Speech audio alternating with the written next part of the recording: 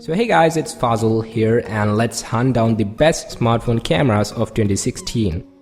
It's early 2016 and the line between the pro-level cameras and the smartphone cameras is fading slowly. So I thought it might be a great idea to do a video on the best smartphone cameras of 2016. I like the point of having a badass phone with a sick camera in my pocket every time rather than carrying a point and shoot or a DSLR. Most flagship phones right now can shoot crispy 4K video and packs a ton of features including manual controls and OIS.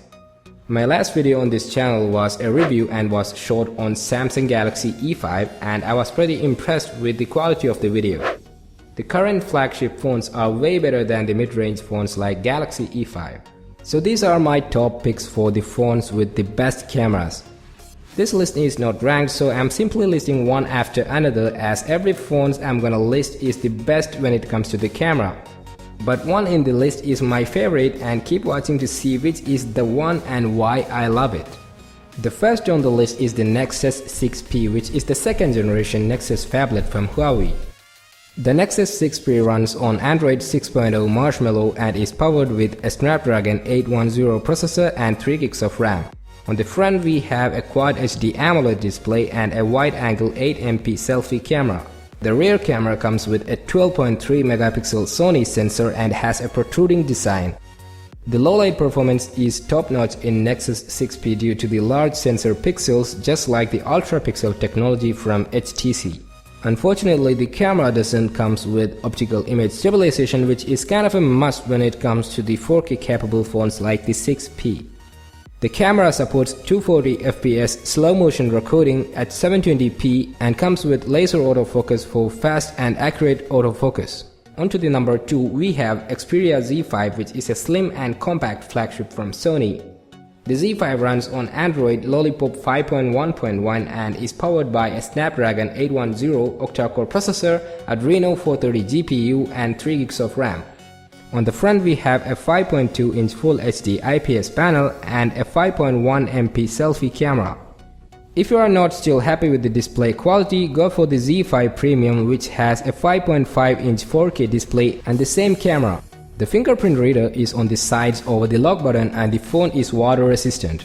Sony has brought in a 24 megapixel sensor which gives in a sharper image and video quality. The rear camera comes with hybrid autofocus which has the fastest autofocus speed of 0.03 seconds. Plus it comes with a ton of features like steady shot for better image stabilization and clear zoom for zooming in without losing quality. Getting into the number 3 on the list, we have the iPhone 6s Plus. You already know the iPhone, huh? But I gotta do my part. So the 6s Plus comes with a 12 megapixel f2.2 camera with 4K recording and optical image stabilization. The autofocus is pretty fast and the camera has some seriously cool slow motion profiles. The front camera comes with a 5 megapixel sensor and the screen flashes when taking selfies just like how normal flashes do. And I think Apple is really thinking different. The 6s Plus runs on iOS 9 and is powered by a 64-bit A9 processor, a PowerVR GT7600 GPU and 2GB of RAM. On top of that we have a 5.5-inch Full HD IPS panel with features like 3D touch and has a super fast fingerprint reader over the home button. The only reason I chose the iPhone 6s Plus instead of the iPhone 6s was because the iPhone 6s doesn't come with OIS. And OIS is something that I really want in a camera for both stills and videos. On to the number 4, we have the Samsung Galaxy S6. This flagship from Samsung comes with a pretty slim and appealing design.